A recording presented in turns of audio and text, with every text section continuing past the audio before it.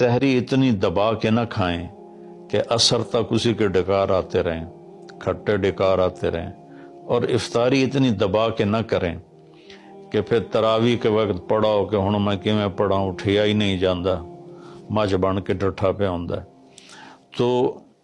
سحری کھائیں اتنی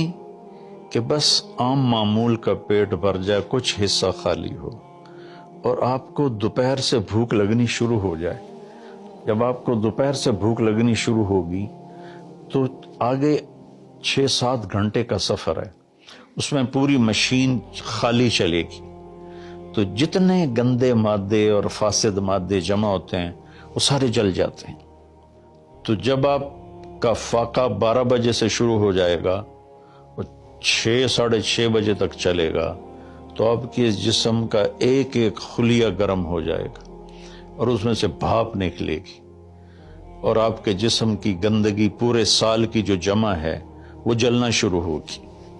پھر آپ افطاری جب کریں تو سنبھل کے کریں، ٹھنڈا برف سے بھرا ہوا پانی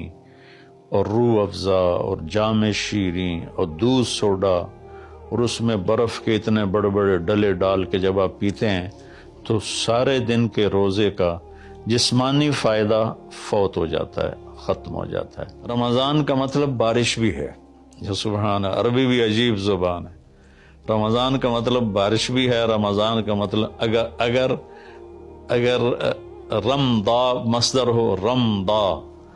تو یہ بارش کا مطلب ہے، رمضا ہو تو یہ جلانے کا مطلب ہے۔ سبحان اللہ، کہ رمضان ایسا مہینہ ہے کہ اس میں ایسی رحمت کی بارش ہوتی ہے، سارے گناہ دھل جاتے ہیں۔ رمضان ایسا مہینہ ہے کہ اس میں ایسی اللہ کی رحمت متوجہ ہوتی ہے کہ سارے گناہ جل کے راکھ ہو جاتے ہیں، ہوا میں اڑا دیے جاتے ہیں راکھ کی طرح۔ تو یہ تب ہوگا جب ہمارا پورا جسم روزہ رکھے، ہماری آنکھیں روزہ رکھیں، ہمارے کان روزہ رکھیں،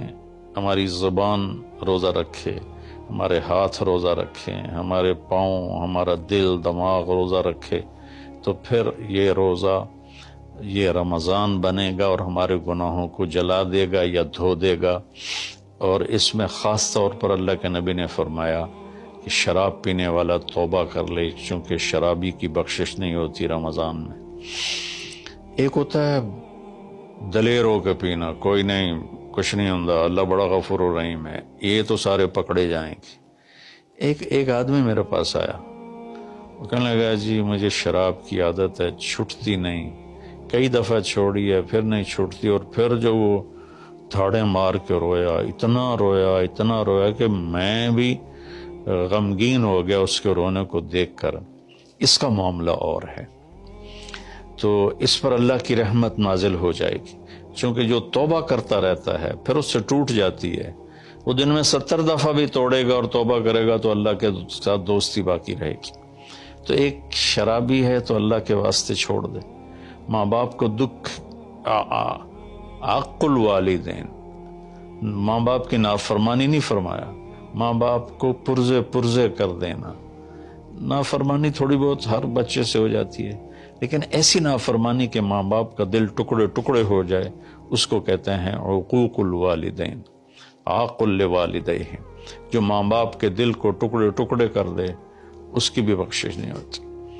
تو مشاحن، جو دل میں کینہ پال کے رکھتا ہو کسی کے لیے، اور بغض رکھتا ہو کسی کے لیے، نفرت رکھتا ہو کسی کے لیے، حسد رکھتا ہو کسی کے لیے، ایک اس دل پر اللہ کی رحمت کی نظر نہیں پڑتی۔ اور ایک قاطع الرحم، جو رشتہ داروں سے لڑتا ہو، رشتہ داروں سے ماتھا